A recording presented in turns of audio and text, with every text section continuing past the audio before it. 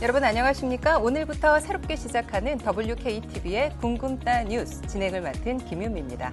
정말 궁금한 뉴스는 따로 있다. 궁금따 뉴스라는 제목으로 김지수 기자와 한 주간에 있었던 이슈들을 더 깊이, 더 자세히 소개해드리는 시간으로 꾸며보려고 합니다. 여러분의 많은 관심 부탁드립니다. 잠시 전하는 말씀 듣고 와서 김지수 기자 만나보겠습니다. 건강과 웰빙 분야의 리더 물리치료 클리닉 피지컬 테라피 앤 밸런스 센터스. 허리 통증인데 발이 문제? 무릎이 아픈데 엉덩이 때문에? 기능장애 문제는 다른 곳에서 증상을 일으킬 수도 있습니다. 피지컬 테라피 앤 밸런스 센터는 환자분의 몸 전체 건강을 체크해 실제 원인을 찾아 수술하지 않고 더 나빠지지 않도록 예방 치료합니다. 적절한 치료와 최첨단 의료 장비뿐만 아니라 무엇보다 환자분과 효과적인 의사소통으로 성공적인 회복을 위해 최선을 다합니다. 환자와의 신뢰를 바탕으로 귀하가 Love Your Life를 할 수 있도록 일반적인 물리치료 클리닉 그 이상을 추구합니다. 피지컬 테라피 앤 밸런스 센터스. 네, 김지수 기자 어서 오세요. 네, 안녕하세요. 네, 궁금따 뉴스 오늘 첫 방송으로 WKTV 시청자들과 만나고 있습니다. 인사 한 말씀 해주세요. 네, 오늘 궁금따 뉴스 첫 회인데요. 뉴스투데이에서 시청자들의 관심을 가장 많이 받았던 기사를 선정해서 저희가 다시 한번 짚어보는 시간을 가지려고 합니다. 여러분들과 함께 유익한 시간으로 만들어 가겠습니다. 궁금따 뉴스 오늘의 첫 뉴스는 뭔가요? 네, 이번 한 주에 저희 뉴스투데이에서 다룬 기사 중에서 여러분들의 관심을 가장 많이 받았던 기사들을 선정했습니다. 네, 우선 미국민들 삼중고의 여행, 외식부터 줄이기 시작했다라는 제목의 뉴스를 짚어드리려고 하는데요. 진행자님은 요즘 같은 고물가, 고유가 시대에 어떻게 절약을 하고 계신가요? 그러게요. 요즘 정말 물가가 너무너무 올라서 외식을 하는 것도 또 장을 보는 것도 주말에 가족들과 어디 돌아다니는 것도 정말 너무너무 겁이 나요, 사실. 요번에 또 나가면 돈이 얼마가 깨질까 이런 것 때문에 참 고민이 되는데 그래서 요즘 같은 때 정말 주로 집에 있습니다.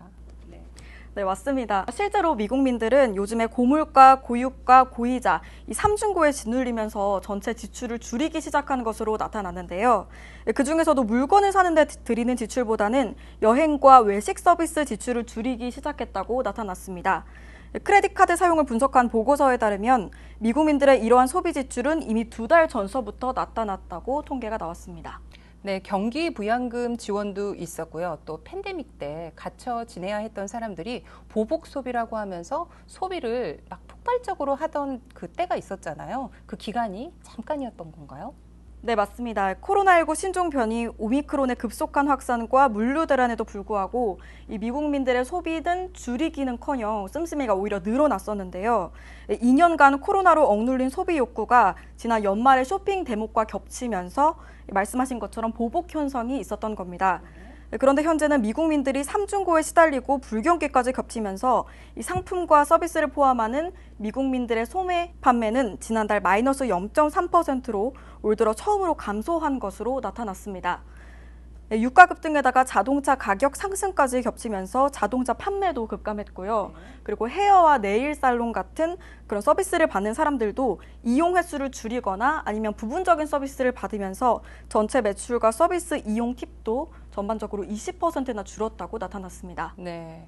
올해 초에는 코로나19 오미크론 변이가 유행했었고요. 또 지난 2월에 발생한 우크라이나 전쟁 발발로 에너지 원자재 가격이 급등하면서 인플레이션이 악화한 것이 이 미국 경제의 발목을 잡은 걸로 분석하는 분석가들이 많더라고요. 그런데다 미국민들이 이렇게 계속해서 지갑을 꽉 닫는다면 미국 경제 어떻게 되는 건가요? 네, 미국 경제 GDP 성장은 소비 지출이 70%를 차지하고 있는데요. 이 소비자들이 지출을 줄이면 경기가 당연히 급속하게 냉각이 되겠죠. 여기에 고물가와 고유가, 이 고이자 상태가 이른 내에 느슨해지지 않고 이 고용 시장마저 사실상 흔들린다면 불경기를 피해가지 못할 거라는 게 전문가들의 견해입니다. 이렇게 고물가에 고유가에 고이자에 온 국민이 어려움을 겪고 있는 때에 미국 중앙은행 연방준비제도가 물가 잡기에 나섰다는데 어떻게 된 거죠? 네, 맞습니다. 제롬 파월 연방준비제도 의장이 이번 포르투갈에서 열린 유럽 중앙은행 주최 경제정책 포럼에서 불경기를 감수하고서라도 금리 인상을 공격적으로 단행해서 물가를 잡겠다고 한 건데요.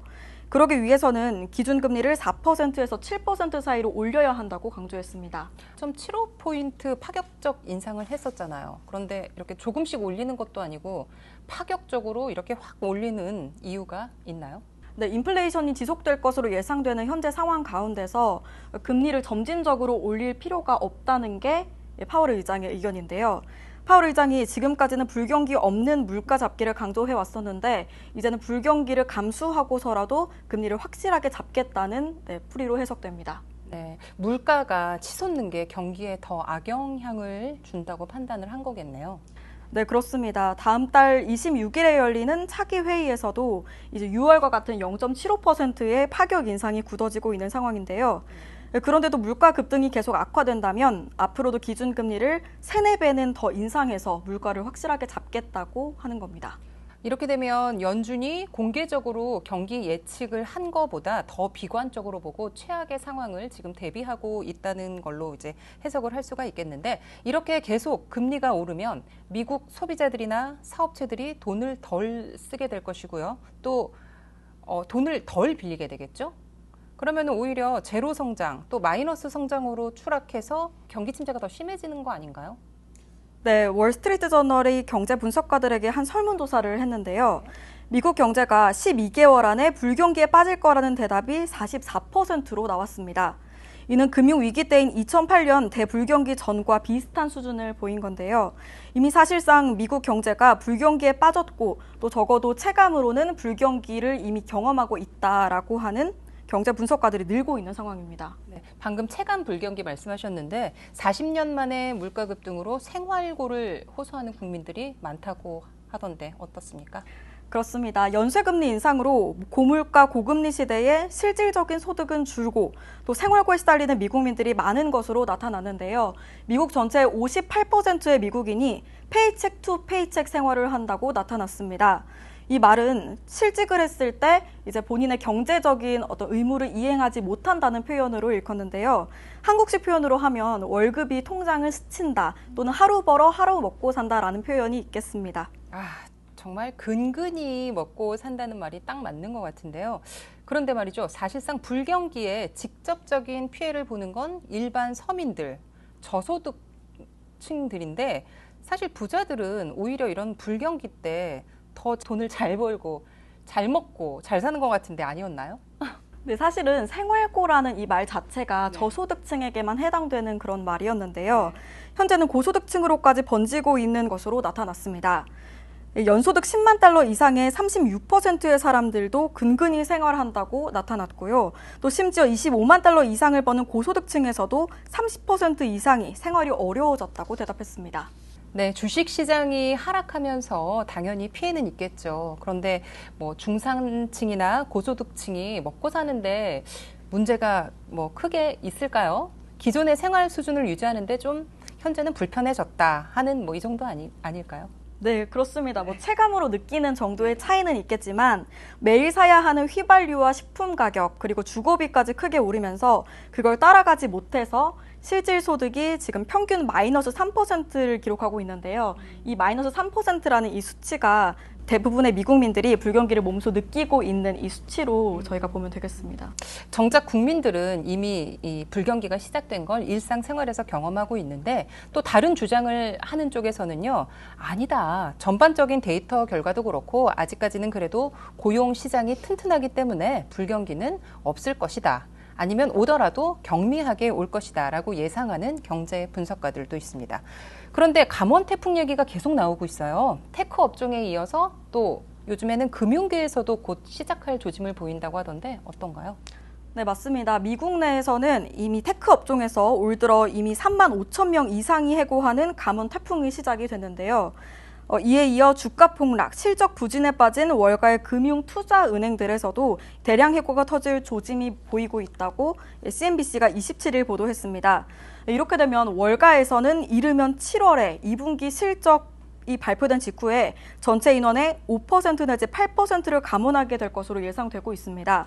또한 실적 부진이 지속될 경우에 각 회사들이 적정 인원과 비용을 전면 재평가해서 10월과 11월에 또 한 번 대량 감원이 있을 것으로 우려가 나오고 있는 상황입니다. 네, 업계에서는 미국 경제의 전체적인 상황과 맞물려서 주가 폭락에 또 실적 부진 등에 따른 해고라는 건데 그래도 그렇죠. 이렇게 갑작스럽게 많은 사람을 해고하고 나선 데는 어떤 특별한 이유가 있는 건가요? 네, 팬데믹으로 수조 달러의 돈이 풀리면서 이 월가의 금융투자은행들에서 무분별하게 직원 채용 파티를 벌였었는데요. 지난 2년간 JP모건 체이스는 팬데믹 직전보다 13%인 8,000명이나 직원을 늘려 68,300명으로 불렸고 골드만삭스는 17%를 늘려 45,100명으로 몸집이 불어났습니다.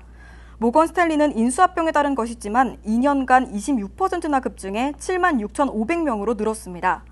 하지만 월가의 IPO 볼륨은 1년 전보다 무려 91%나 급감했고요. 고수익 볼륨은 75%, 인수합병 딜은 30%나 줄어들어서 월가 금융투자은행들의 수익이 그만큼 대폭 줄어들고 있다는 겁니다. 이렇게 긴축과 거래량 급감, 수익 급락으로 급변해서 갑작스러운 대량 해고에 이를 수밖에 없었다는 겁니다. 누가 뭐래도 미국 경제가 버티는 힘은 미국민들의 소비, 고용, 또 그리고 강한 달러인데 이미 소비와 고용 이 두 가지가 흔들리고 있는 현재 시점이 참 불안하네요. 김지수 기자, 오늘 수고 많으셨습니다. 네, 고맙습니다. 궁금한 뉴스는 따로 있다. 궁금따 뉴스. 오늘 저희가 준비한 소식은 여기까지입니다. 시청해 주셔서 고맙습니다.